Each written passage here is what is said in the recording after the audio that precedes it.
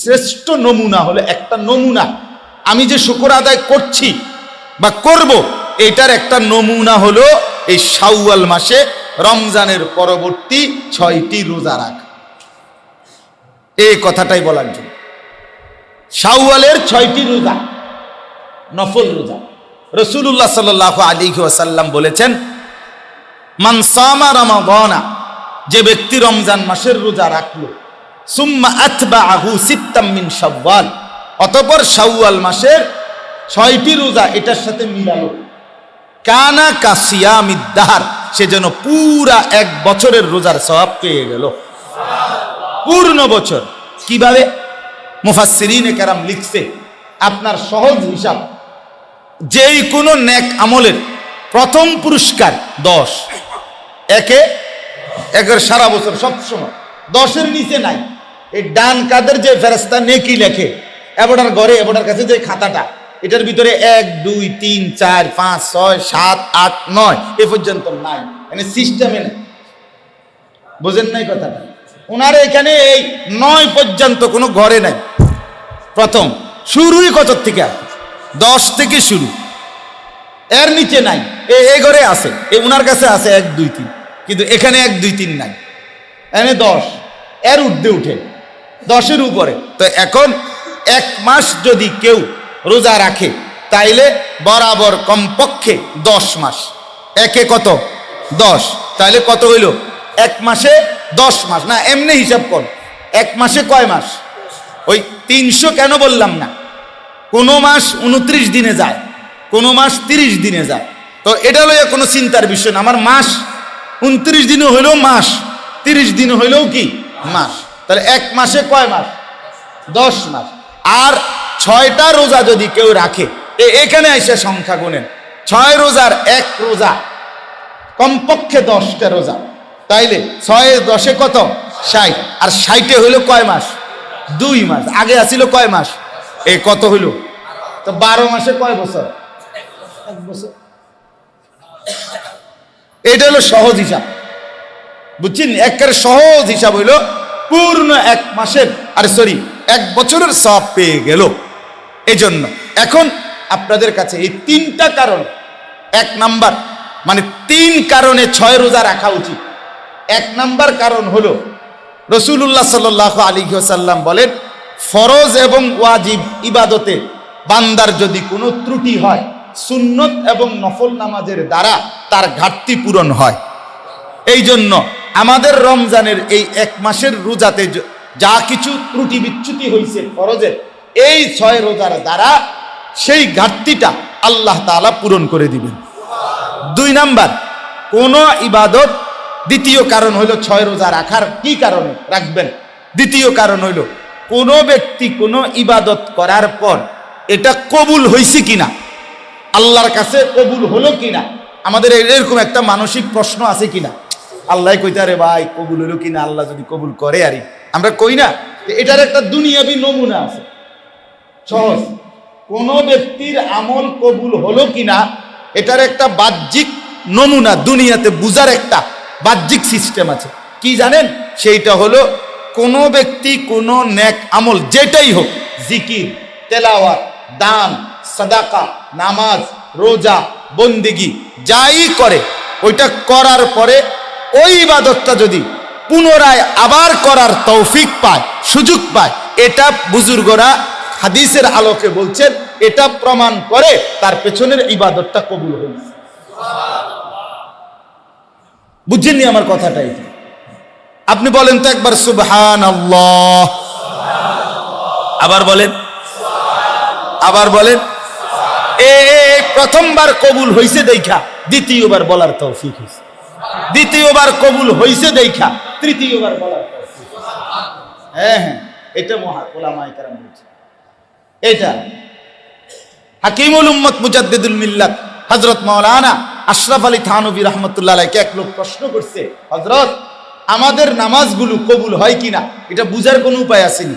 হুজরত বলছেন, আচ্ছা বলতেছি পরে, আগে তুমি গতকালকে তোমার একটা হিসাব আমারে কও, গতকাল সকালে তুমি নাস্তা করছিলানি? ওই মুরিদ রে জিগাইছে, হ্যাঁ। পেট ভরে খাইছিলানি? হ্যাঁ পেট ভরে খাইছিলাম। বললেন গতকাল দুপুরে তুমি খানা খাইছো নি? বলছে হ্যাঁ খাইছি। সকালে না তুমি পেট ভরে নাস্তা খাইলা, আবার দুপুরে খাইতে গেলা কেন? হযরত প্রশ্ন করলেন। লোকটা বললেন, হযরত সকালের নাস্তা দুপুর হতে হতে হজম হয়ে গেছে, আবার ভোক লাগছে, এজন্য দুপুরের খানা খাইছি। বললেন দুপুরবেলা পেট ভরে খাইছো নি? হ্যাঁ পেট ভরে খাইছি। তো বললেন যে গতকাল রাতে আবার খানা খাইছো নি? বলছে হ্যাঁ খানা খাইছি।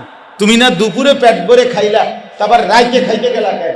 বললো হযরত রাত্রের আগে আগে আবার দুপুরের খানা হজম হয়ে গেছে, নতুন করে ভোক লাগছে, এই জন্য আমি রাত্রের খাবার খাইছি। হাকিমুল উম্মত মুজাদ্দিদুল মিল্লাত হযরত মাওলানা শাহ আশরাফ আলী থানভী রাহমাতুল্লাহ আলাইহি বলে, ঠিক এরকম ভাবে কোনো ব্যক্তি ফজরের নামাজ পড়ার পরে যখন জোহরের ওয়াক্ত হয়, যদি জোহরের নামাজ পড়তে মন চায়, আল্লাহর ঘর মসজিদে নামাজের জন্য ঢুকে, বুঝতে হবে ফজরের নামাজ হজম হইছে, জোহরের নামাজের ভোগ লাগছে। ওই যে উনি কইছে, হ্যাঁ ওকে, কি নাম আপনার? হ্যাঁ এম আলী আশরাফ ভাই। ভাই বুঝছি কইছে যে অর্থাৎ ওকে, ঠিক কইছেন, মানে দারুণ মিলছে, ঠিক কিনা বলেন? হ্যাঁ দারুণ কথা। এটা ফজর কবুল হইছে বলে জোহরের চাহিদা তৈরি হয়েছে। আসর পড়তে মন চাইলে বুঝতে হবে জোহর কবুল হইছে, এই জন্য আসর পড়তে কি চাচ্ছে? মন চায়। অতএব কোন ব্যক্তি এক ইবাদত কবুল হওয়ার প্রমাণ, লক্ষণ, বাহ্যিক নিদর্শন যে ওই ইবাদত পুনরায় করতে পারা। কথা বুঝছেন? তাহলে এখন রমজানের 1 মাসের রোজা আমরা রাখবার পরে যদি আমাদের দিলে এই 6 রোজা রাখবার আবার আগ্রহ তৈরি হয়, রাখার তৌফিক হয়, তো আশা করা যায় পিছনের রমজানের রোজা আল্লাহ কবুল করছে। এই জন্য নতুন করে আবার রোজা রাখবার কি দিছেন? আল্লাহ তৌফিক দিছেন, আপনি রাখছেন। তাহলে এই 3 কারণ হলো। 1 নাম্বার হলো আমাদের ত্রুটি বিচ্যুতির কাফফারা হবে কিসের দ্বারা? এই 6 রোজার দ্বারা।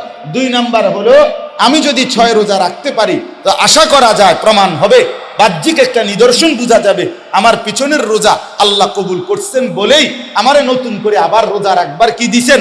তৌফিক দিছেন। আর 3 নাম্বার, আল্লাহ যে আমাকে এত বড় রমজান দিলেন, এতগুলো সুযোগ দিলেন, আমি যে কিছুটা ইবাদত করতে পারলাম, হায়াত পাইলাম, সবে কদর জাগলাম, তারাবি পড়লাম, এগুলোর শুকর আদায়ের জন্য, কৃতজ্ঞতা আদায়ের জন্য আল্লাহ তাআলার দয়ায় এই 6টি রোজা রাখার তৌফিক যার হলো, সে যেন আল্লাহর শুকর আদায় করল।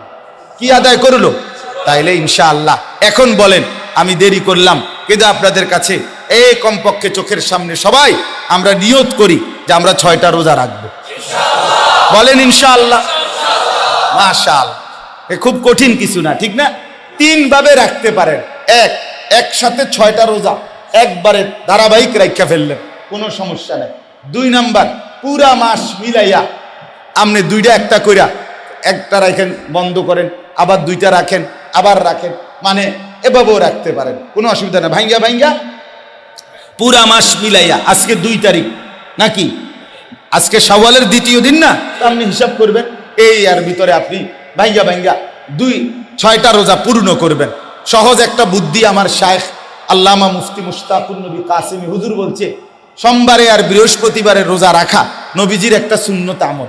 আপনি যদি এই সোমবারে আর বৃহস্পতিবারে রাখেন, তাহলে ওই সোমবার বৃহস্পতিবারের রোজা রাখার আমল এটাও আদায় হইল, আপনার 6 রোজাও কি হয়ে গেল? 3 সপ্তাহ রাখলে আপনার 6 রোজাও কি হয়ে গেল? আদায় হয়ে গেল এই মাসে। তো আমরাও তো আখিরাতের ব্যবসায় সময় দিছিলাম 1 মাস। আখিরাতের এটাও আল্লাহ তাআলা কোরআনুল কারীমের মধ্যে ব্যবসায়ী বলেছে, তিজারত। হাল আদুল্লুকুম আলা তিজারাতিন তুনজিকুম মিন আযাবিন আলীম। আল্লাহ তাআলা বলছেন, হে ঈমানদাররা, আমি কি তোমাদেরকে এমন একটা ব্যবসার খবর জানাবো যেটা তোমাদেরকে জাহান্নামের ভীষণ আযাব থেকে বাঁচিয়ে দেবে? তো বোঝা গেল আখিরাতের কামাই এটাও ব্যবসা, বেচা কিনা, আখিরাতের বেচা কিনা। তো তাহলে আমরাও তো আমাদের হায়াতের পুঁজি খাটাইছিলাম গত মাস, পুরা 1 মাস, রাত দিন, মিনিট, ঘন্টা, সেকেন্ড আমাদের হায়াতেরই পুঁজি। আমাদের হায়াত আমাদের পুঁজি। ধরেন আল্লাহর পক্ষ থেকে দেওয়া। তো কামাই কেমন হলো, উপার্জন কেমন হলো? ইস্তাফতি কালবাক, আপনি আপনার দিলকে জিজ্ঞেস করেন, কি বুঝতেছেন শরীরের অবস্থা, দিলের হালাত কি, অন্তরের অবস্থা কি? নিজে নিজে কল্পনা করেন। নতুন কোনো মানসিকতা আখেরাতের ব্যাপারে তৈরি হলো কিনা, নাকি একদমই সাদা মাঠা, তেমন কিছুই মনে আসতেছে না, তেমন কোনো ভাবনাও জাগে না। তাইলে এতগুলো ঔষধ কোথায় গেল, কে খাইল, কি খাইল? কমপক্ষে স্বাভাবিক ঔষধ ছাড়াও তো 6টা স্পেশাল বিশেষ আয়োজন ছিল। রোজা পালন 1 মাস, সাহরি, ইফতার, তারাবি, এই তো 4টা, এতেকাফ, শবে কদরের তালাশ, কয়টা হইল? 6। এগুলো অতিরিক্ত ছিল। আর 5 ওয়াক্ত নামাজ, তাহাজ্জুদ, আউয়াবিন, ইশরাক, কোরআনুল কারীমের তেলাওয়াত, জিকির, দোয়া, কান্নাকাটি, দান, সাদাকা, এটা তো আছেই, যাকাত, ফিতরা, এগুলোও তো ছিল। আরো বেশ অতিরিক্ত এই 6টাও বড় বড় ইবাদত ছিল। তো মাশাআল্লাহ অনেকগুলো ইবাদত সমন্বয় ছিল রমজান। দিলের হালাত, নবী সাল্লাল্লাহু আলাইহি ওয়াসাল্লাম ইরশাদ করেছেন, ইদা সাররাতকা হাসানাতুকা ওয়া সাআতকা সাইয়্যাতুকা ফাআনতা মুমিন। যখন তোমার নেক কাজ তোমাকে আনন্দিত করে, যখন তোমার গুনাহ তোমাকে ব্যথিত করে, কষ্ট দেয়, আহা কি করলাম, আর নেক কাজে তৃপ্তি বোধ হয় যে আলহামদুলিল্লাহ এবছর রমজানটা ভালো কাটছে, এবার আলহামদুলিল্লাহ এতেকাফ করতে পারছি, আলহামদুলিল্লাহ এবার শবে কদরের রাতে লম্বা সময় যাচ্ছে, আলহামদুলিল্লাহ এবার রমজানে মিশা কথা, চিটারি, বাটপারি তেমন একটা করি নেই। এই যে সব মিলাই একটা হৃদয়ের মধ্যে আত্মতৃপ্তি, এটা যদি আসে যে কোনো নেক আমলের ক্ষেত্রে, এবং গুনাহ হয়ে গেলে আফসোস লাগে, তো আল্লাহর নবী সাল্লাল্লাহু আলাইহি ওয়াসাল্লাম ইরশাদ করেছেন, তাহলে তুমি মুমিন, তাহলেই তুমি ঈমানদার। তাহলে আমরাও ভাবেন,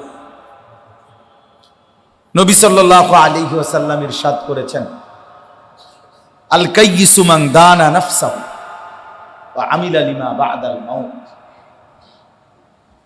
প্রকৃত বুদ্ধিমান, কাইয়িস মানে বুদ্ধিমান, বিচক্ষণ, সে যে তার নিজের নফসের, নিজের ভেতরের হিসাব করে, খেয়াল করে, ওয়া আমিলা লিমা বা'দাল মাউত, এবং মৃত্যু পরবর্তী জিন্দেগির জন্য আমল করে, সে বুদ্ধিমান। আমার মৃত্যুর পরে আমার জীবনের অংশ আছে, আমার মৃত্যু মানে হারিয়ে যাওয়া না, মৃত্যু মানে ভাইসা যাওয়া না, মৃত্যু মানে শেষ না। হ্যাঁ, তিনি এভাবে এভাবে সামাজিক উন্নয়নের কাজ করেছেন, রাজনৈতিকভাবে সফল ব্যক্তিত্ব ছিলেন, মানুষের কাছে বিপুল জনপ্রিয় ছিলেন, বহু কল্যাণমুখী কাজ করে দীর্ঘ 60 বছরের জীবনের সমাপ্তি টেনেছেন। আমরা শোক সন্তপ্ত পরিবারের প্রতি গভীর সমবেদনা প্রকাশ করছি। এসব বক্তৃতা মারলে হইতো না, এক জীবনে আপনার এই 2-4টা এই সুন্দর সাজানো গুছানো শব্দ বলে আপনি মূল্যায়ন করে দিলেন, খালাস, সমাপ্তি করলেন। কি সমাপ্তি? 60 বছর জীবন পার করে যে মৃত্যুবরণ করলো সে সমাপ্ত, বলেন সমাপ্ত না? খালাস, আর কোনো হিসাব কিতাব তার আর কোথাও যেতে হবে না, কোথাও কিছু করতে হবে না, নাকি বিষয়টা এমন? আমরা তো এইভাবে বলি না, ভদ্রলোকরা এভাবে বলে, বক্তব্য দেয়, এভাবেই তিনি তার বর্ণাঢ্য জীবনের সমাপ্তি টেনেছেন। না না না, উনি সমাপ্তি টানেন নাই, এভাবেই তিনি তার আগামী হিসাবের মুখোমুখি হচ্ছে। হিসাবের কি মুখোমুখি হচ্ছে। 60 বছরের ভালো মন্দের চুল চেরা বিশ্লেষণ হবে, সেকেন্ড সেকেন্ড মিনিট মিনিট হিসেব হবে। এক চোখের একটি পলকও হিসাবের বাইরে থাকবে না। নিঃশ্বাসের প্রতিটা আসা যাওয়া হিসাবের বাইরে, কদমের প্রতিটা পায়ের ছাপ হিসাব হবে, ফয়সালা। এটাই বাপ আমার, বন্ধু আমার জন্য আপনাদের জন্য হিসাব করা যায়। ওয়া আমিলা লিমা বাদাল মাউত, নবী সাল্লাল্লাহু আলাইহি ওয়াসাল্লাম বলেন, কাজেই প্রকৃত বুদ্ধিমান সে যে মৃত্যু পরবর্তী অধ্যায়ের জন্য ওই ধাপ, কবর, হাসরের ময়দান, মিজান, যেখানে মাপা হবে জিন্দেগির আমল, ফুলসেরাত, এর জন্য যে প্রস্তুতি নেয়, আমল করে, সে বুদ্ধিমান। কাইয়িস, ওই যারা আরব দেশে থাকেন জানে অনেক, মানে অ্যারাউন্ড গ্রাম্যভাবে বললে আরবি এটা বলে তারা, কোয়াইস, মানে কোয়াইস, কোয়াইস মানে কাইয়িস। হ্যাঁ ঠিক আছে, আমরা কোনো ওকে, হ্যাঁ শাবাশ বেটায়, এই আরবরাও এটা কোয়াইস। তো এই আল্লাহ নবী বলছেন আল কাইয়িস, সে বুদ্ধিমান যে মৃত্যু পরবর্তী জিন্দেগির জন্য কিছু করে এবং নিজের নফসের হিসাব। কোরআনুল কারীমে আল্লাহ তাআলা বলছেন, ইয়া আইয়ুহাল্লাযীনা আমানুত্তাকুল্লাহ ওয়াল তানজুর নাফসুম মা কদ্দামাত লিগাদ।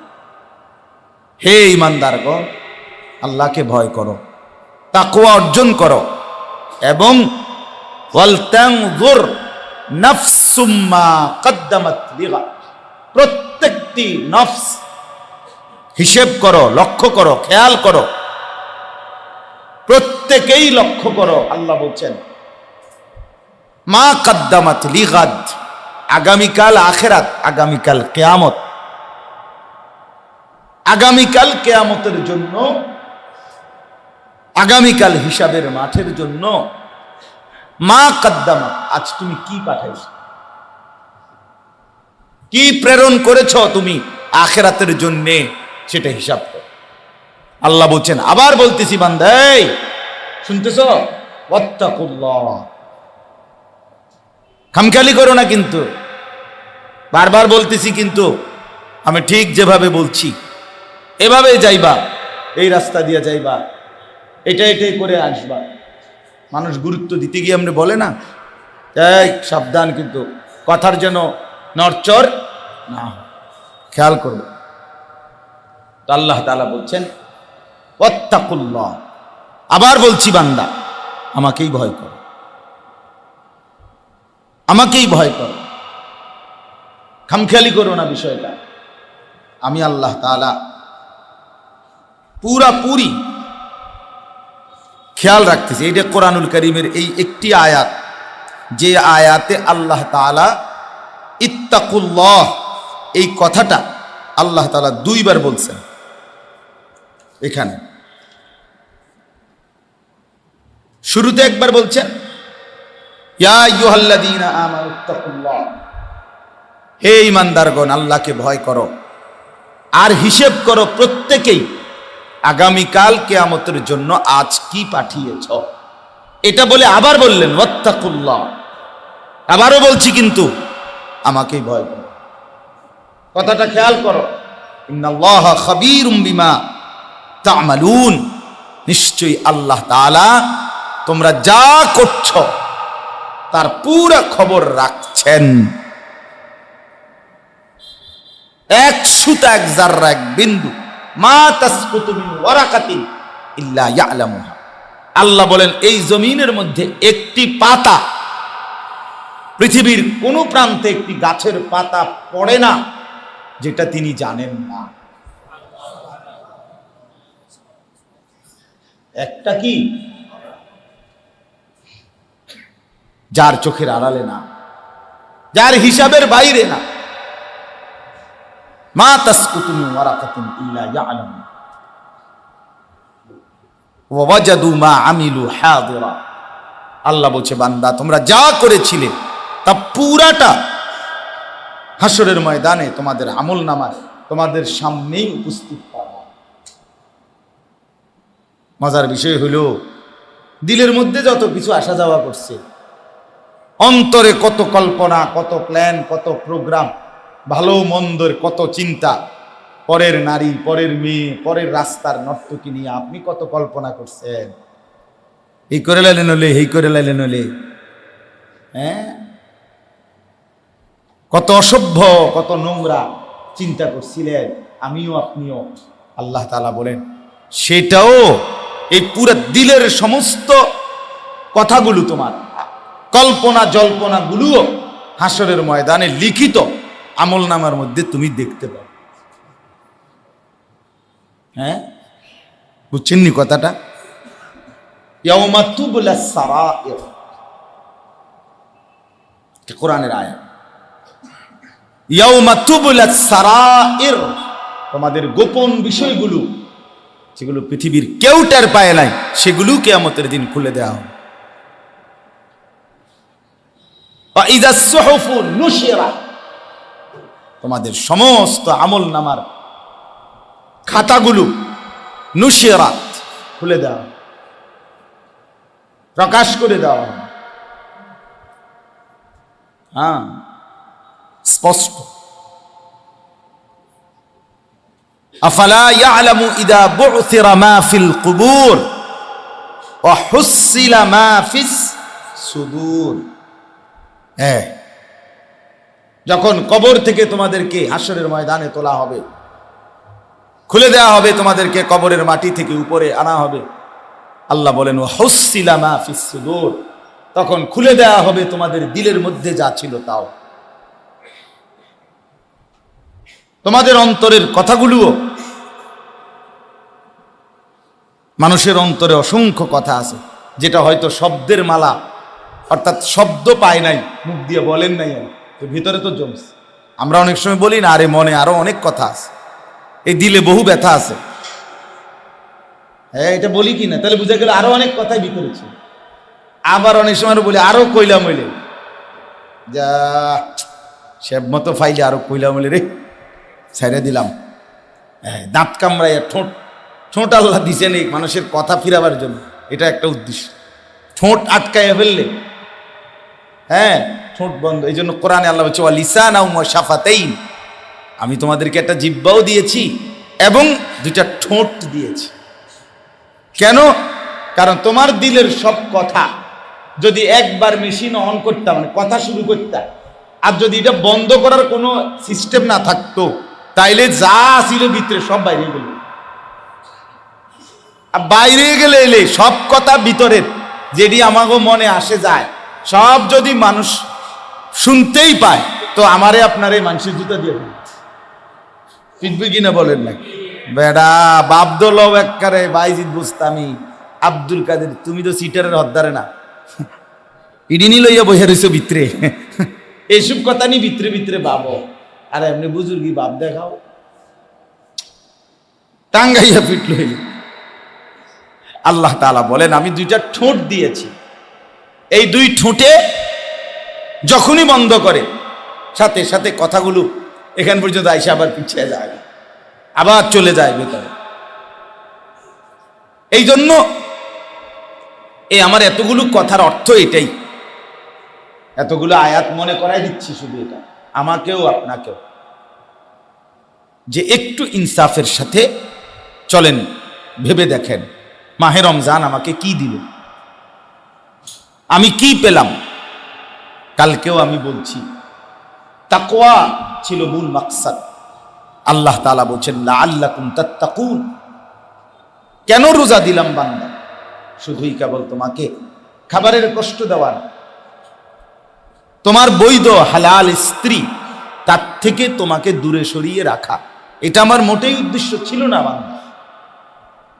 তোমারে আমি পানি থেকে ফিরিয়ে রাখবো, রিজিক থেকে ফিরিয়ে রাখবো, না না, আমি তো রাজ্জাক, আমি সবচেয়ে বেশি ভরপুর পূর্ণ রিজিক দেনওয়ালা, আমার খাজানায় কোনো অভাব নাই। অভাব আছে কি আল্লাহ তাআলা? আল্লাহ নবী সাল্লাল্লাহু আলাইহি ওয়াসাল্লাম বলেন, পৃথিবীর সমস্ত জিন এবং মানুষ যদি এক মাঠে একত্রিত হয়, যারা প্রথমে ছিল তারা, যারা শেষে ছিল তারা, সমস্ত পুরুষ, সমস্ত নারী, সমস্ত বাচ্চা, সমস্ত জওয়ান, সমস্ত বুড়ো, সকলেই যদি এক মাঠে কামু ফি সাইদিন ওয়াহিদ, একটি মাঠে যদি একত্রিত হয়, অতঃপর প্রত্যেকেই তাদের নিজ নিজ প্রয়োজন একসাথে দাঁড়িয়ে একই মাঠে একসাথে বলে চাইতে থাকে আল্লাহর কাছে, রাসূল আকরাম সাল্লাল্লাহু আলাইহি ওয়াসাল্লাম বলেন, আল্লাহ তাআলা ওইখানে রাইখাই সকলের সমস্ত প্রয়োজন পূরণ করে দিবেন। মা নাফিদাত মিন খাজাইনিহি শাইউন, আর এতে করে আল্লাহর খাজানা থেকে এক জাররাও কমবে না। জানতেন না কেন? না, কমবে না। হ্যাঁ, এক বিন্দুও করবে না, কমবে না। নবীজি উদাহরণ দিছে খুব সুন্দর। তুমি মনে করো, তুমি যদি বলো যে কিচ্ছু কমবে না, এই যেগুলো দিছে এগুলো কমতো না, বোঝেন না, মানে যেটি দিছে এটি তো কমপক্ষে কমবার কথা, আচ্ছা অল্পই অল্প। তো নবী সাল্লাল্লাহু আলাইহি ওয়াসাল্লাম উদাহরণ দিছে চমৎকার। কাছে বলো, মহাসাগরের অথই পানিতে কেউ যদি সুইয়ের অগ্রভাগ চুবাইয়া সুইয়ের আগাটা ভিজায়, তো একটু পানি তো লাগছেই, কিন্তু মহাসাগরের কি কমছে? এটা নবীজি উদাহরণ দিয়ে বুঝি।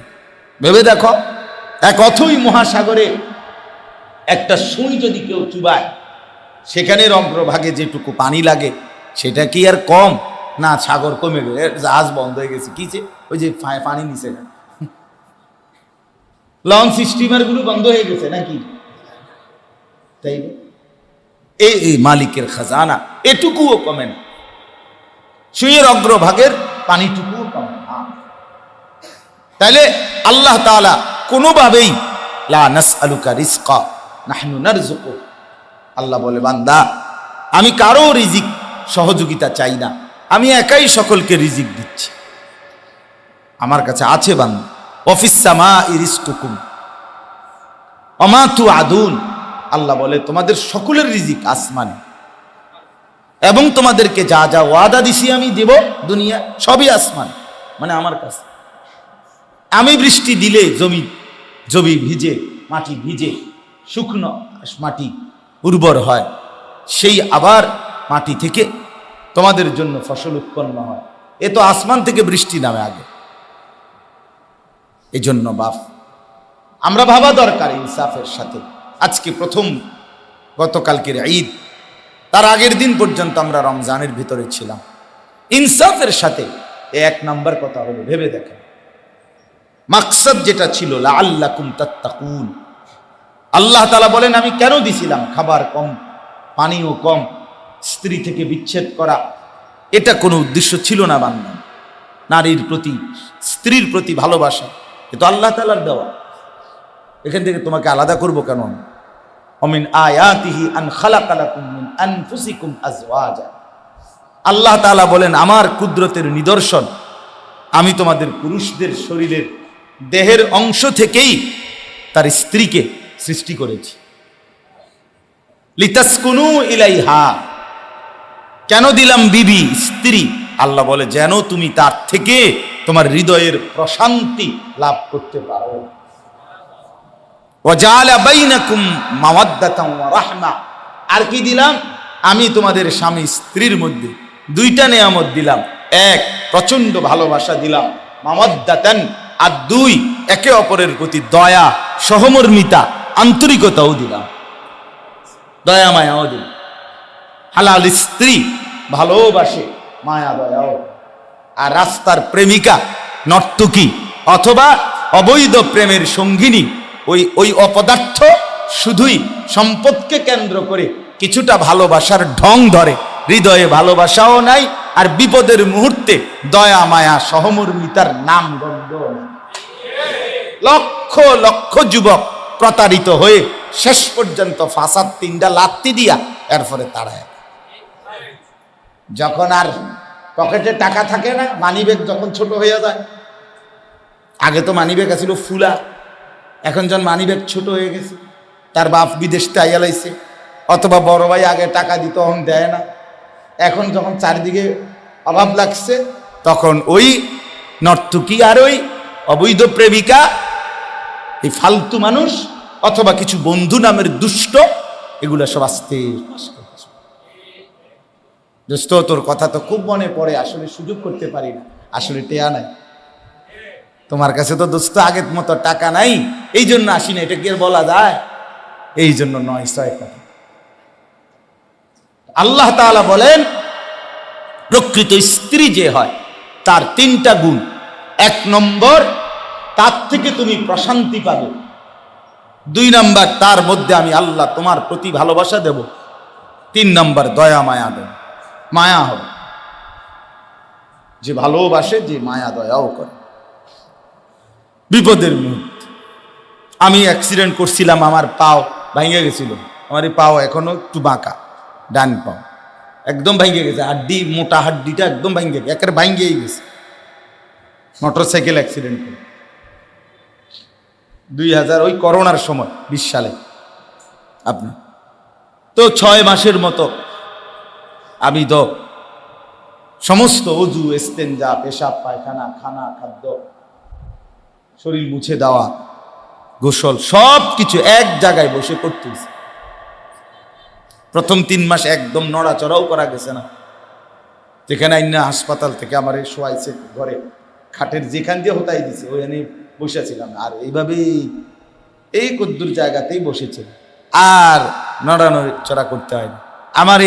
ওই সময় আমি বলছি অনেক যে আমার অ্যাক্সিডেন্টের সময় আমি যে 3 মাস বসেছিলাম এক জায়গায়, এইটুকু জায়গার মধ্যে খাইছি দাইছি সব কিছু। তো তাহলে স্ত্রী বিবি তখন তো পুরাটা সময় দয়া মায়া করে আপনার পুরাটা সহযোগিতা করছে সমস্ত কিছু কাজ। তাইলে এই আল্লাহ পক্ষ থেকে পবিত্র হালাল স্ত্রী ভালোবাসাও দেয়, দয়া মায়াও কি। ও তো বলতেছিলাম ওই সময় আমি বুঝছিলাম একটা জিনিস, তখন আমি অনেক মাহফিলে পরে বলছিলাম যে কবরের এই কদ্দুর জায়গাতে মানুষ থাকবে কেমন। আমি ভাবছি এটা একটা সহজ বিষয়, কারণ আমি তো 3 মাস এইখানে এই কদ্দুর জায়গা লইয়েই থাকছি, আমার আর bedroom, drawing room, dining room কিচ্ছু লাগছে না, এই কদ্দুরে শ্বাস। আমি তো এই কদ্দুর জায়গায় আমার জীবন ছিল, তার অসুবিধা কি, এত হুড়াহুড়ির কি দরকার। তো এই জন্য বললাম আমরা প্রত্যেকেই আপনার এটা ভাবি, আজকে অর্জনটা কি? তাকওয়া। কথা ছিল আল্লাহ তাআলা বলেন, বান্দা তোমার স্ত্রী থেকে তোমাকে বিচ্ছেদ করা, তোমাকে খাদ্য কষ্টে দেওয়া, পানীয়ের কষ্ট দেওয়া মাকসাদ ছিল না, ছিল তোমার মধ্যে তাকওয়ার শক্তি। যে শক্তিতে হুয়া মালাকাতুন ফিল কলব, কালকেও বলছি তাকওয়া কি জিনিস, যেটা আল্লাহ দিতে চাইছে সেটা হলো মালাকাতুন ফিল কলব। আমার শায়েখের বয়ান এটা, আমার শায়েখ আরিফ বিল্লাহ হাকিমুন নফস আল্লামা মুফতি মুশতাকুন নবী কাসিম হুজুরের বয়ান আর বই আছে আলাদা তাকওয়া এই বিষয়ের উপর। তো অন্তরের মধ্যে একটা মালাকা, মালাকা মানে যোগ্যতা, হৃদয়ের মধ্যে অর্জিত একটি যোগ্যতার নাম তাকওয়া। যেই যোগ্যতা অর্জিত হলে একজন মুসলমান, একজন ইমানদার গুনাহ বর্জন করা তার জন্য সহজ হয়, ইবাদত আমলে লেগে থাকা তার জন্য সহজ। এটারে বলে, আর এটা অর্জন যেন হয় আমার ভিতরে, যেন ওই পাওয়ারটা আসে, শক্তিটা অর্জিত হয় কিসের? গুনাহ বর্জন করার, আমলে লেগে যাওয়ার, বন্দিগিতে ডুবে যাওয়ার, আল্লাহর ইবাদত জিন্দিগির সাথে মিশায়া ফেলার এই শক্তি আসা, এটাই ছিল মূল মাকসাদ। এখন ঈদের চাঁদ উঠা থেকে আজকের ফজর নামাজ পর্যন্ত যাদের নামাজ ছুটে গেল তাদের হালাত কি? তাকওয়া কোথায়? ওই শক্তি তো অর্জিত হলো বলে ঈদের চাঁদ উঠার পর থেকে নিয়ে আজকে পর্যন্ত, গতকালকের সারা দিনে যেই মায়েরা, যেই বোনেরা বেপর্দা ঘুরলো, মেয়েরা এখন আর বাড়িঘর মহল্লাতে আর হাঁটে না, সাইজা গুইজা সকাল থেকেই মেঘ যেখান দিয়ে রাস্তা, মানে রাস্তার মানে ওইখানে রাস্তার মধ্যে হাঁটে, ডানে বামে রাস্তার পাশে পাশে হাঁটে। আর অসভ্য জানোয়ার বখাটে দুশ্চরিত্র হিংস্র কিছু যুবক কুত্তার মতো শীষ মারে এবং ওদেরকে নিয়ে বিশ্রী বাজে কথা বলে। আমি নিজ চোখে তো দেখছি কালকে কি পরিমাণ জঘন্য। ওমা মেয়েগুলো হাসতেছে, ছেলেগুলো পিকআপের মধ্যে ওই যে কুত্তা কামড়ান না যে ডেকসেট, কথা বুঝছেন না? হ্যাঁ হ্যাঁ, মাশাআল্লাহ। এই কুত্তার না কামড়ান না যে ডেকসেট বাজাইছে, কুত্তা কামড়াইছে যেগুলারে, এরা আপনার রাস্তার পাশের মেয়েদেরকে এই পরিমাণ শীষ বাজাচ্ছে, টিটকারি করতেছে, অঙ্গভঙ্গি করছে, জঘন্য এক কথা। ছি ছি ছি ছি। হায় মুসলিম সভ্যতা, মানবতা, পিতামাতার অভিভাবকের গাফলতি কোথায় নেমে গেছে, কোথায় নেমে গেছে বলেন? 14 বছরের 15 বছরের মেয়েটাকে এভাবে ছেড়ে দিলেন, 16 বছরের মেয়েটাকে এভাবে ছেড়ে দিলেন, কার হাতে তুলে দিলেন? কোন রাস্তায় নামায় দিলেন? এত বেগায়রত, আত্মমর্যাদাহীন, এতটা কাপুরুষ মুসলমানের পুরুষ বেডই কেমনে হয় আমি বুঝি না। তুই বেটা মানুষ না প্লাস্টিক বেটা? তুই তোর ভিতরে এতটুকু আত্মমর্যাদা নাই বেটা, এতটুকু আত্মসম্মান থাকবে না মিয়া? আরে কই কি মিয়া, কথা হইল নাকি? আমার স্ত্রী, আমার মেয়ে, সে পর পুরুষের উপভোগের সামগ্রী হবে, তারে রাস্তার বখাটে দেখে দেখে টিটকারি করে লোভ করবে। হায় হায় হায়, আমি ফানি তুললাম না কেন? আমি ডুবে মরি না কেন? এজন্য বলেন ইনসাফের সাথে তাকওয়া অর্জিত হলো কোথায়? গুনাহ থেকে বাঁচবার ন্যূনতম হিম্মত হবে না। আহা, 1 মাসের ধারাবাহিক ঔষধ রমজান, শ্রেষ্ঠতম মালিকের রহমের পুরা দুয়ার মালিক খুলে দিচ্ছেন। এত বেশি রহমত, মাগফিরাত, নাজাত, এত কিছু দিয়েও কিছুই অর্জন হলো না, এ কেমন হইতে পারে? আর যাদের দিলের ভিতরে আল্লাহর ভয় বাড়ছে, যারা অন্তরের মধ্যে উপলব্ধি করতেছেন যে হ্যাঁ রমজানের একটা মাস যেভাবে চলছি, যে চলো এভাবেই চলি, সামনে ইনশাআল্লাহ আর গুনাহ করব না, আল্লাহর নাফরমানি ছেড়ে দিলাম।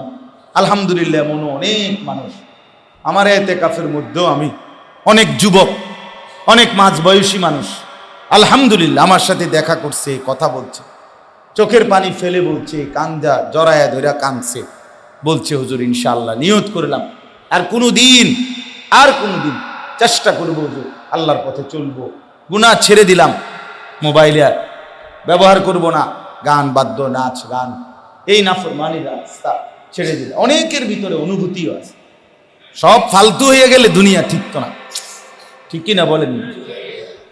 দুনিয়া আছে তো ইমানদারও আছে, মুত্তাকিও আছে। এই কথাগুলো বললাম আগের গুলো হতাশার জন্য, যে না আর কোনো উপায় না, না না, এখনো মোমেন আছে, এখনো আলো জ্বলে, এখনো জোনাক জ্বলে, এখনো তাহাজ্জুদ পড়নেওয়ালা লাখো বান্দা আছে, এখনো রাত গভীরে চোখের পানি ফেলে এমন ইমানদার নারী পুরুষ আছে। হ্যাঁ হ্যাঁ আছে, 1200-1300 মানুষ আমাদের সাথে এতেকাফ করছে এক মসজিদে, খামখেয়ালি কথা না, 1300 মানুষ, 1200-1300 কম হবে না। তাইলে এতগুলো আল্লাহর বান্দা তো আল্লাহর মহব্বতেই পড়েছে। সেই আপনার নীলফামারী, ঠাকুরগাঁও, রংপুর থেকে, দিনাজপুর থেকে, পঞ্চগড় থেকে মানুষ আসছে এখানে এতেকাফে ছিল আমাদের সাথে। কক্সবাজার থেকে এতেকাফের সাথে আসছে আমার শায়েখ আল্লামা মুফতি মুশতাকুর নবী কাসিমি, হযরতের মাদ্রাসা, কোটবাড়ি, সুধন্যপুর, হযরত ছিলেন, আমরা ছিলাম পুরা। তো তাহলে এখন বলেন তো, এই মানুষগুলো, যেই লোকটা রংপুর বাড়ি, দিনাজপুর ঠাকুরগাঁও পঞ্চগড় বাড়ি, সেই কক্সবাজারের টেকনাফের কাছে বাড়ি, ওই মানুষটা বাড়ি ফিরছে কখন? চাঁদ উঠার পরে না বাইরে হইছে? মানে মাগরিবের আগে তো কেউ কি করতে পারছে না, বের হইতে পারছে না। তাহলে মাগরিব পইরা বের হইছে বেচারা, সে ফিরবে তো তা দেখা গেছে ঈদের দিন পুরাটাই কি রাস্তায় রাস্তায় চলে গেছে। এরপরও আসছে, আল্লাহর মহব্বতেই আসছে, আখেরাতের আশাতেই আসছে, পরকালের ভাবনাতেই আসছে। এই জন্য আমি আমার এই দুইটা প্রসঙ্গ আজকে বলার কথা, একটা বললাম এই কথাটাই আপনাদেরকে, আমি আপনার একজন একজন করে জিজ্ঞাসা করার সুযোগ নেই। আপনি আপনার দিলের দায়িত্ব আপনার হাতে তুলে দিলাম, আপনার বিবেকের কাছে আপনার হাতে তুলে দিলাম। ওই যে সিএনজির পিছনে লেখা থাকে বিবেক সবচেয়ে বড় আদালত। সিএনজির পিছনে, বাসের পিছনে অনেক সুন্দর সুন্দর বাণী আছে, শেখার মতো অনেক কথা লেখে আর কি এরা। এগুলো আমি সবসময় পড়ি খুব মনোযোগ দিয়ে, খেয়াল, প্রত্যেক সিএনজির পিছনে আমি খেয়াল করি কি লেখছে। বাসের পিছনে নামাজের জামাত চলতেছে, বাস জোরে চলতে আছে, পিছনে লেখা আছে নামাজকে বলো না কাজ আছে, কাজকে বলো নামাজের সময় হয়েছে। এটা যে সময় চলতে আছে এই সময় এটা লেখা পিছনে, অথচ ড্রাইভার চলছে তো চলছে, গান বাজতেছে তো বাজতেছে। আল্লাহ তাআলা সবাইকে হেদায়েত নসিব করেন। তো বাপ এটাই কথা, চলেন এটা ভাবি, আরেকবার দিলকে প্রশ্ন করি, আমার দিলের হালাত কি, নতুন কোনো স্বপ্ন জাগলো কিনা যে আমি 5 ওয়াক্ত নামাজ জামাতের সাথে পড়ব, আমি আল্লাহর কোরআন শিখব, কোরআনুল কারীম তেলাওয়াত করব, আমি হালাল উপার্জনের চেষ্টা করব। আমার বাপ এটা চেষ্টা করা যায়, নিজেকে ছেড়ে দিলে তো কাপুরুষ, ব্যর্থতার কথা। হুজুর আমার সুদের ব্যবসা, আমার সুদের চাকরি, আমার সুদের ইনকাম, আমার পক্ষে আর এর বিকল্প সম্ভব না। কিভাবে বুঝলেন? আপনি বুঝলেন কেমনে?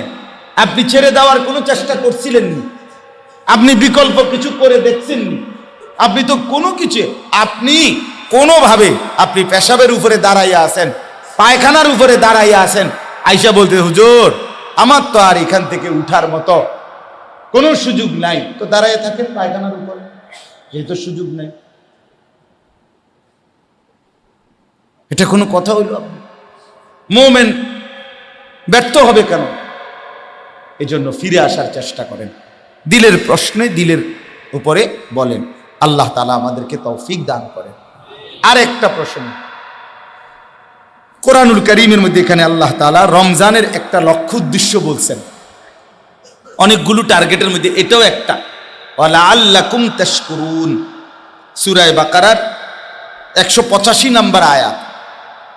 এই রমজানের ইবাদত পালন করার দ্বারা পূর্ণ হিসাব করে, ওয়ালি তুকমিলুল ইদ্দা, আল্লাহ তাআলা বলেন পূর্ণ গুণে একবারে পূর্ণ মাস রোজা পূর্ণ করো। যদি কোনো ওজরের কারণে, মুসাফির, অসুস্থতা, মহিলাদের মাসিক ঋতুস্রাব ইত্যাদি কোনো কারণে যদি রোজা ছুটেও যায়, তো পরবর্তীতে ওই পরিমাণ রোজা কাজা করে রোজার মাসের রোজাটা পূর্ণ করো। আর যাদের স্বাভাবিক আছে তারা পুরো মাস পূর্ণ করো। এরপরে আল্লাহ বললেন ওয়ালি তুকাব্বিরুল্লাহ আলা মা হাদাকুম, এবং পূর্ণ করার পরে তোমাদের করণীয় হলো তোমরা আল্লাহ তাআলা যে তোমাদেরকে তৌফিক দিয়েছেন, এত বড় রমজান পালন করার, আদায় করার হায়াত দিলেন, সুযোগ দিলেন, এর জন্য আল্লাহর দেওয়া নির্দেশনা পেলে তোমরা এই শুকরিয়া হিসাবে তোমরা বেশি বেশি আল্লাহর তাকবীর, বড়ত্ব ঘোষণা করো। আল্লাহু আকবার, আল্লাহু আকবার, লা ইলাহা ইল্লাল্লাহ, আল্লাহু আকবার, আল্লাহু আকবার, ওয়ালিল্লাহিল হামদ। এজন্য মানে হলো ঈদুল ফিতরের দিন আপনার এই তাকবীর পড়া, যে শুকরের জন্য আল্লাহর প্রশংসার বাক্য তাকবীর বলা, এটা আল্লাহর আদেশ দিলেন। এজন্য ঈদুল ফিতরের দিন, ঈদুল আজহার দিন আমরা এই তাকবীর পড়ে থাকি। আর এরপরে আল্লাহ বললেন ওয়ালাআল্লাকুম তাশকুরুন, এবং পূর্ণ হিসাব করে রমজান আদায় করো, যেন তোমরা শুকর আদায় করতে পারো। কি আদায় করতে পারো? শুকর আদায় করতে পারো। এই কথাটাই শুধু একটু আপনাদেরকে বলেই শেষ করছি। শুকর আদায় করা। রমজানের রোজার মাস, রোজা, ইফতার, তারাবি, শবে কদর, এতেকাফ, সাহারি, জিকির, তেলাওয়াত, এই যে একটা একেবারে যত কিছুই বলি, একেবারে পাষাণ মানুষেরও দিল কিছুটা হলেও রমজানকে কেন্দ্র করে একটু হলেও পরিবর্তন থাকে। থাকে কিনা? একটা মানসিকতা আসেই আসে স্বাভাবিক। রমজানের চাঁদ উঠলে মোমেনের দিল নড়ে ওঠে, আখিরাতের কথা একটু হলেও মনে পড়ে। তাহলে এই যে পরিবর্তনটা হইল, আল্লাহ যে তৌফিক দিলেন, আল্লাহ তাআলা বলেন এই মাস দিলেন, ইবাদতের তৌফিক দিলেন, হৃদয়ের মধ্যে একটু অবস্থার পরিবর্তন করলেন, এগুলোর জন্য তুমি আল্লাহ তাআলার শুকর আদায় যেন করতে পারো, আল্লাহর কৃতজ্ঞতা যেন আদায় করতে পারো, এই জন্য রমজান দিলাম, এই জন্য এক মাস দিলাম। তাহলে আমার ভিতরে যেন শুকরের অনুভূতি, কৃতজ্ঞতার অনুভূতি যেন তৈরি হয়, এই জন্যও রমজান। কি অনুভূতি? কোন? শুকরের অনুভূতি, কৃতজ্ঞতার অনুভূতি, আল্লাহ তাআলার প্রতি কৃতজ্ঞ হওয়া। এখন মুফাসসিরিনে কেরাম, ওলামায়ে কেরাম এই কৃতজ্ঞতা কোন ব্যক্তির ভিতরে শুকর আদায় করা, যে আমি রমজানের একটা মাস রোজা রাখছি, ঈদুল ফিতরের দিন আল্লাহ তাআলা আমাকে পুরস্কার দিয়েছেন। গতকাল ঈদুল ফিতরকে ইয়াউমুল জাইজা বলে, পুরস্কারের দিন। ওই দিন আল্লাহ তাআলা পুরা মাস রমজানের ঠিক আদায় করে ঈদের ময়দানে নামাজের জন্য যে আসে, আল্লাহ তাআলা ওই সময় পুরস্কার ঘোষণা করে। হাদিসে আছে, ফেরেশতাদেরকে লক্ষ্য করে আল্লাহ জিজ্ঞেস করে, ফেরেশতারা বলো তো কোন বান্দা তার উপরে অর্পিত ডিউটি পূর্ণ আদায় করলো, এখন তাকে আমি কি করা উচিত?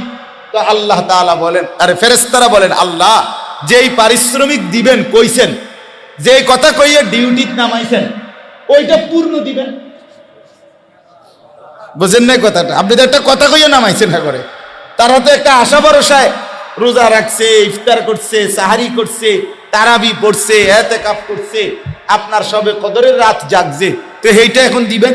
আল্লাহ তাআলা বলছে ঠিক আছে, হ্যাঁ, ওয়া ইজ্জতি ওয়া জালালি ওয়া ইরতিফা'i মাকানি ওয়া উলুবি, আমার ইজ্জতের কসম, আমার শ্রেষ্ঠত্বের বড়ত্বের কসম, আমার সুমহান মর্যাদার কসম, যাও ফেরেশতা তোমাদেরকে সাক্ষী রেখে আজকে ঈদের দিনে আমি ঘোষণা দিলাম, আমার বান্দাদেরকে আমি মাফ করে দিলাম। ফেরেশতারা তখন খুশিতে আত্মহারা হয়ে ওই মুসল্লিদেরকে সবাইকে বলে যে চলো, আল্লাহ তাআলা তোমাদেরকে মাফ করে দিয়েছেন, ফারজিউ রাশিদিনা, তোমরা খুশি খুশি সন্তুষ্ট চিত্তে সফলতার, কৃতজ্ঞতার, সফলতার চিহ্ন নিয়ে তোমরা ঘরে ফেরো। তাইলে শুকর, এই জন্য আল্লাহ তাআলা যে আমাকে তৌফিক দিলেন রমজান মাস আদায়ের, এবং আজকে ঈদের দিনে গতকালকে পুরস্কার দিলেন, এটার শুকর আদায় করা আমার মধ্যে। আর এই শুকর আদায়ের শ্রেষ্ঠ নমুনা হলো, একটা নমুনা আমি যে শুকর আদায় করছি বা করব, এটার একটা নমুনা হলো এই শাওয়াল মাসে রমজানের পরবর্তী 6টি রোজা রাখা। এই কথাটাই বলার জন্য শাওয়ালের 6টি রোজা নফল রোজা। রাসূলুল্লাহ সাল্লাল্লাহু আলাইহি ওয়াসাল্লাম বলেছেন, মান সামা রমাদানা, যে ব্যক্তি রমজান মাসের রোজা রাখলো, সুম্মা আতবাআহু সিত্তাম মিন শাওয়াল, অতঃপর শাওয়াল মাসের 6টি রোজা এটার সাথে মিলালো, কানা কাসিয়ামিদ দাহর, সে যেন পুরা 1 বছরের রোজার সওয়াব পেয়ে গেল। পূর্ণ বছর। কিভাবে? মুফাসসিরিনে কেরাম লিখছে, আপনার সহজ হিসাব, যেই কোনো নেক আমলের প্রথম পুরস্কার 10, একের সারা বছর সব সময় 10-এর নিচে নাই। এই ডান কাদের যে ফেরেশতা নেকি লেখে, এবটার ঘরে এবটার কাছে যে খাতাটা, এটার ভিতরে 1 2 3 4 5 6 7 8 9 এ পর্যন্ত নাই, মানে সিস্টেমে নেই। বুঝেন নাই কথাটা? ওনার এখানে এই 9 পর্যন্ত কোনো ঘরে নাই। প্রথম শুরুই কত থেকে? 10 থেকে শুরু। এর নিচে নাই, এই ঘরে আছে, উনার কাছে আছে 1 2 3, কিন্তু এখানে 1 2 3 নাই, এখানে 10, এর ঊর্ধ্বে উঠে 10-এর উপরে। তো এখন 1 মাস যদি কেউ রোজা রাখে তাইলে বরাবর কমপক্ষে 10 মাস, একে কত 10, তাইলে কত হইল 1 মাসে 10 মাস না, এমনি হিসাব কর 1 মাসে কয় মাস, ওই 300 কেন বললাম না, কোন মাস 29 দিনে যায়, কোন মাস 30 দিনে যায়। তো এটা লইয়া কোনো চিন্তার বিষয় না, আমার মাস 29 দিনও হইলেও মাস, 30 দিন হইলেও কি মাস, তাহলে 1 মাসে কয় মাস 10 মাস। আর 6টা রোজা যদি কেউ রাখে, এখানে এসে সংখ্যা গুনেন, 6 রোজার 1 রোজা কমপক্ষে 10টা রোজা, তাইলে 6 10 কত 60, আর 60 হইল কয় মাস 2 মাস, আগে আসিল কয় মাস, এই কত হইল, তো 12 মাসে কয় বছর 1 বছর। এটা হলো সহজ হিসাব, বুঝছেন, একেবারে সহজ হিসাব হইল পূর্ণ 1 মাসের, আরে সরি 1 বছরের সওয়াব পেয়ে গেল। এই জন্য এখন আপনাদের কাছে এই 3টা কারণ, 1 নাম্বার মানে 3 কারণে 6 রোজা রাখা উচিত। 1 নাম্বার কারণ হলো রাসূলুল্লাহ সাল্লাল্লাহু আলাইহি ওয়াসাল্লাম বলেন, ফরজ এবং ওয়াজিব ইবাদতে বান্দার যদি কোনো ত্রুটি হয়, সুন্নত এবং নফল নামাজের দ্বারা তার ঘাটতি পূরণ হয়। এই জন্য আমাদের রমজানের এই 1 মাসের রোজাতে যা কিছু ত্রুটি বিচ্যুতি হয়েছে ফরজের, এই 6 রোজার দ্বারা সেই ঘাটতিটা আল্লাহ তাআলা পূরণ করে দিবেন। 2 নাম্বার কোন ইবাদত, দ্বিতীয় কারণ হইল 6 রোজা রাখার কি কারণে রাখবেন, দ্বিতীয় কারণ হইল কোন ব্যক্তি কোন ইবাদত করার পর এটা কবুল হয়েছে কিনা, আল্লাহর কাছে কবুল হলো কিনা, আমাদের এরকম একটা মানসিক প্রশ্ন আছে কিনা, আল্লাহ কইতা রে ভাই কবুল হলো কিনা, আল্লাহ যদি কবুল করে আরে আমরা কই না, এটার একটা দুনিয়াবি নমুনা আছে সহজ, কোন ব্যক্তির আমল কবুল হলো কিনা এটার একটা বাহ্যিক নমুনা, দুনিয়াতে বুঝার একটা বাহ্যিক সিস্টেম আছে, কি জানেন, সেইটা হলো কোন ব্যক্তি কোন নেক আমল যেটাই হোক, জিকির, তেলাওয়াত, দান, সাদাকা, নামাজ, রোজা, বন্দেগী যাই করে, ওইটা করার পরে ওই ইবাদতটা যদি পুনরায় আবার করার তৌফিক পায়, সুযোগ পায়, এটা বুজুর্গরা হাদিসের আলোকে বলছেন, এটা প্রমাণ করে তার পেছনের ইবাদতটা কবুল হয়েছে। বুঝছেননি আমার কথাটা? এটা আপনি বলেন তো একবার সুবহানাল্লাহ, আবার বলেন, আবার বলেন। প্রথমবার কবুল হইছে দেখা দ্বিতীয়বার বলার তৌফিক হইছে, দ্বিতীয়বার কবুল হইছে দেখা তৃতীয়বার বলার তৌফিক। হ্যাঁ হ্যাঁ, এটা মহা উলামায়ে কেরাম বলছে। এটা হাকিমুল উম্মত মুজাদ্দিদুল মিল্লাত হযরত মাওলানা আশরাফ আলী থানভী রাহমাতুল্লাহ আলাইহি এক লোক প্রশ্ন করছে, হযরত আমাদের নামাজগুলো কবুল হয় কিনা এটা বুঝার কোনো উপায় আসেনি। হুজরত বলছেন, আচ্ছা বলতেছি পরে, আগে তুমি গতকালকে তোমার একটা হিসাব আমারে কও, গতকাল সকালে তুমি নাস্তা করছিলানি? ওই মুরিদরে জিগাইছে, হ্যাঁ। পেট ভরে খাইছিলানি? হ্যাঁ পেট ভরে খাইছিলাম। বললেন গতকাল দুপুরে তুমি খানা খাইছনি? বলছে হ্যাঁ খাইছি। সকালে না তুমি পেট ভরে নাস্তা খাইলা, আবার দুপুরে খাইতে গেলা কেন? হযরত প্রশ্ন করলেন। লোকটা বললেন, হযরত সকালের নাস্তা দুপুর হতে হতে হজম হয়ে গেছে, আবার ভোক লাগছে, এজন্য দুপুরের খানা খাইছি। বললেন দুপুরবেলা পেট ভরে খাইছনি? হ্যাঁ পেট ভরে খাইছি। তো বললেন যে গতকাল রাতে আবার খানা খাইছনি? বলছে হ্যাঁ খানা খাইছি। তুমি না দুপুরে পেট ভরে খাইলা, আবার রাইতে খাইতে গেলা কেন? বললো হযরত রাত্রের আগে আগে আবার দুপুরের খানা হজম হয়ে গেছে, নতুন করে ভোক লাগছে, এই জন্য আমি রাত্রের খাবার খাইছি। হাকিমুল উম্মত মুজাদ্দিদুল মিল্লাত হযরত মাওলানা শাহ আশরাফ আলী থানভী রাহমাতুল্লাহ আলাইহি বলে, ঠিক এরকম ভাবে কোনো ব্যক্তি ফজরের নামাজ পড়ার পরে যখন জোহরের ওয়াক্ত হয়, যদি জোহরের নামাজ পড়তে মন চায়, আল্লাহর ঘর মসজিদে নামাজের জন্য ঢুকে, বুঝতে হবে ফজরের নামাজ হজম হইছে, জোহরের নামাজের ভোগ লাগছে। ওই যে উনি কইছে, হ্যাঁ ওকে, কি নাম আপনার? হ্যাঁ এম আলী আশরাফ ভাই। ভাই বুঝছি কইছে যে অর্থাৎ ওকে, ঠিক কইছেন, মানে দারুণ মিলছে, ঠিক কিনা বলেন? হ্যাঁ দারুণ কথা। এটা ফজর কবুল হইছে বলে জোহরের চাহিদা তৈরি হয়েছে। আসর পড়তে মন চাইলে বুঝতে হবে জোহর কবুল হয়েছে, এই জন্য আসর পড়তে কি চাচ্ছে, মন চাচ্ছে। অতএব কোনো ব্যক্তি এক ইবাদত কবুল হওয়ার প্রমাণ, লক্ষণ, বাহ্যিক নিদর্শন যে ওই ইবাদত পুনরায় করতে পারা, কথা বুঝছেন? তাহলে এখন রমজানের 1 মাসের রোজা আমরা রাখবার পরে যদি আমাদের দিলে এই 6 রোজা রাখবার আবার আগ্রহ তৈরি হয়, রাখার তৌফিক হয়, তো আশা করা যায় পিছনের রমজানের রোজা আল্লাহ কবুল করছে। এই জন্য নতুন করে আবার রোজা রাখবার কি দিছেন, আল্লাহ তৌফিক দিছেন, আপনি রাখছেন। তাহলে এই 3 কারণ হলো। 1 নাম্বার হলো আমাদের ত্রুটি বিচ্যুতির কাফফারা হবে কিসের দ্বারা, এই 6 রোজার দ্বারা।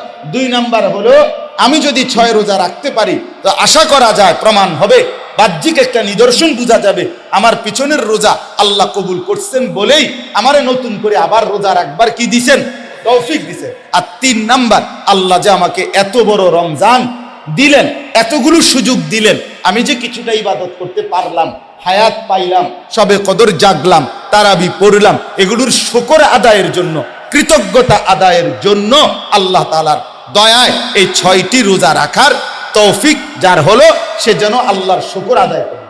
কি আদায় করলো? তাইলে ইনশাআল্লাহ এখন বলেন, আমি দেরি করলাম কিন্তু আপনাদের কাছে এই কমপক্ষে চোখের সামনে সবাই আমরা নিয়ত করি যে আমরা 6টা রোজা রাখবো, বলেন ইনশাআল্লাহ। মাশাআল্লাহ, খুব কঠিন কিছু না, ঠিক না? 3 ভাবে রাখতে পারেন। একসাথে 6টা রোজা একবারে ধারাবাহিক রাখা ফেললেন, কোনো সমস্যা নেই। 2 নাম্বার, পুরা মাস মিলাইয়া আপনি 2টা একটা কইরা, একটা রাখেন, বন্ধ করেন, আবার 2টা রাখেন, আবার রাখেন, মানে এভাবেও রাখতে পারেন, কোনো অসুবিধা নেই। ভাঙ্গা পুরা মাস মিলাইয়া, আজকে 2 তারিখ নাকি, আজকে শাওয়ালের 2য় দিন না, আপনি হিসাব করবেন, এই আর ভিতরে আপনি ভাঙ্গা 6টা রোজা পূর্ণ করবেন। সহজ একটা বুদ্ধি আমার শায়েখ আল্লামা মুফতি মুশতাকুন নবী কাসেমি হুজুর বলছে, সোমবারে আর বৃহস্পতিবারে রোজা রাখা নবীজির একটা সুন্নত আমল। আপনি যদি এই সোমবারে আর বৃহস্পতিবারে রাখেন, তাহলে ওই সোমবার বৃহস্পতিবারের রোজা রাখার আমল এটাও আদায় হইল, আপনার 6 রোজাও কি হয়ে গেল, 3 সপ্তাহ রাখলে আপনার 6 রোজাও কি হয়ে গেল, আদায় হয়ে গেল এই মাসে, এটাও পারে। আর আরেকটা হলো 13, 14, 15, মানে এই মাসের আরবি 13, 14 মূল্য, ইংরেজি না, 13, 14, 15 তারিখ শাওয়ালের এই 3 দিন রোজা রাখা প্রতি মাসে, 13, 14, 15, এটাও নবীজির একটা সুন্নত আমল। তো ওই 3 দিনকে সামনে নিয়ে 3 দিন রাখবেন, আর এর আগে দিয়া পারেন 3 দিন, অথবা পরে দিয়া পারেন 3 দিন, এভাবে 6 দিন মিলাইয়া এভাবেও রাখতে পারেন। মূল কথা হলো যেমনে আপনার সুবিধা হয় আপনি 6টা রোজা রাখার চেষ্টা করবেন। আল্লাহ আমাদেরকেও তৌফিক দেখ, আপনাদেরকেও তৌফিক দান করেন। আল্লাহ তাআলা আমাদের সবাইকে তাকওয়ার দৌলত দান করেন, আমিন। যারা সুন্নত পড়েন নাই